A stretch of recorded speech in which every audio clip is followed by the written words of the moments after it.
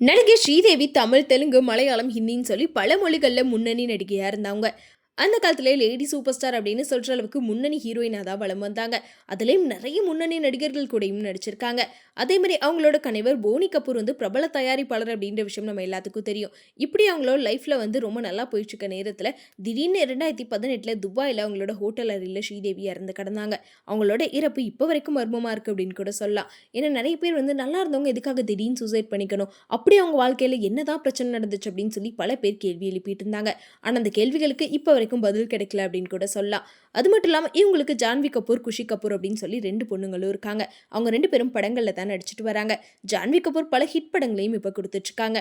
இந்த நிலையில நடிகை ஸ்ரீதேவி சென்னை ஈசிஆர் பகுதியில் வந்து 1988 ஒரு சொத்து வாங்கியிருந்தாங்களாம். அந்த பீச் ஹவுஸ் பார்க்கறக்கு ஸ்விம்மிங் பூலோட சேர்த்து ரொம்ப பிரம்மாண்டமா இருக்குமா. ஸோ இப்படி இருக்கும்போது போலியான வாரிசு சான்றிதழ் மூலமா அந்த சொத்தை 3 பேர் உரிமை கொண்டாடிட்டு இருக்காங்க அப்படின்னு சொல்லி போனி கபூர் வந்து சென்னை ஹைகோர்ட்ல கேஸ் போட்டிருக்காரு. அது மட்டும் இல்லாம அந்த போலியான வாரிசு சான்றிதழை ரத்து செய்யக்கூடிய நிலையில தாம்பரம் தாசில்தார் வந்து 4 வாரங்களில் முடிவெடுக்கணும் அப்படின்னு சொல்லி கோர்ட் வந்து உத்தரவு போட்டிருக்காங்க. ஸோ இந்த கேஸ்ல இதுக்கப்புறம் என்ன நடக்க போது, அந்த சொத்தை எப்படி மீட்க போறாங்க அப்படின்றதெல்லாம் வெயிட் பண்ணி பார்க்கலாம்.